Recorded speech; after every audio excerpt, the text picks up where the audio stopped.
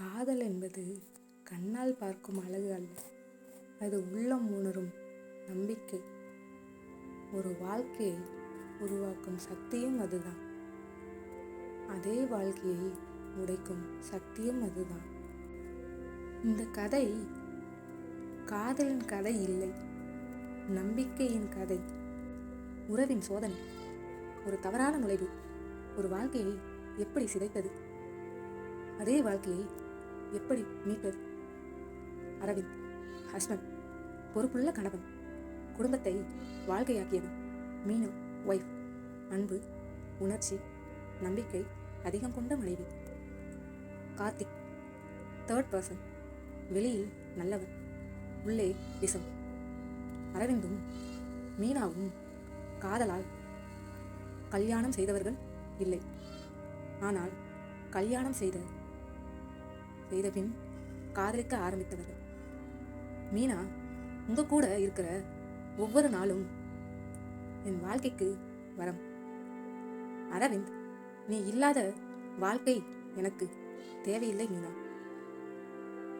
சின்ன சின்ன சந்தோஷங்கள், குடும்ப வாழ்க்கை கனவுகள். சில மனிதர்கள் கதவுக்குள் வருவார்கள், சில மனிதர்கள் மனசுக்குள் வருவார்கள், ஆனால் சில மனிதர்கள் உறவுக்குள்ளே நுழைவார்கள். கார்த்திக் நண்பன் போல நம்பிக்கைக்குரியவன் போல விஷம் ஒரே நாளில் கொள்ளாது. அது தினமும் தினமும் மனதில் துளி துளியாக சேரும். கார்த்திக், நீ அவனுக்கு முக்கியமா தெரியல மீனா. அவன் உன் உணர்வுகளை புரிஞ்சுக்கல. மீனா மனதில் குழப்பம். உடல் தொடுதல் தவறு இல்லை, உள்ளம் மாறுவதுதான் தவறு. தனிமை, புரிதல், எமோஷனல் டிபெண்டன்சி. ஒரு ஆண் உடைந்தா அவன் உடல் உடையாது, அவன் நம்பிக்கை உடையும். அரவிந்த், நான் உன்னை சந்தேகிக்கவே இல்லை மீனா, ஆனா நீ என்னை விட்டுட்டே. தவறு மனிதன் செய்யும், அதை உணர்ந்த நொடியில்தான் அவன் மனிதனாக மாறுகிறான். மீனா, நான் காதலிச்சது அவனை இல்லை, நான் என் பலவீனத்தை காதலிச்சே. சில மனிதர்கள் காதலிக்க வரல, அழிக்க வராங்க. கார்த்திக்கின் உண்மை முகம் வெளிப்படுகிறது. மன்னிப்பு பலவீனம் இல்லை, அது உறவின் பலம்.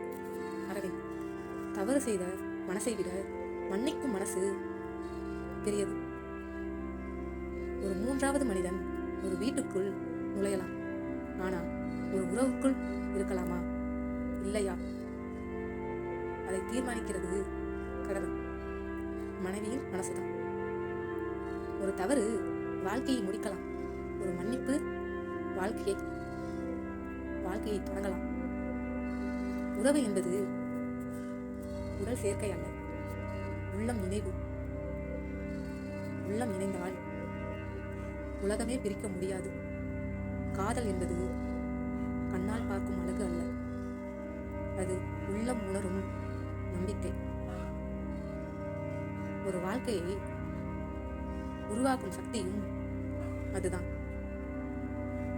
அதே வாழ்க்கையை உடைக்கும் சக்தியும் அதுதான். இந்த கதை காதலின் கதை இல்லை, நம்பிக்கையின் கதை.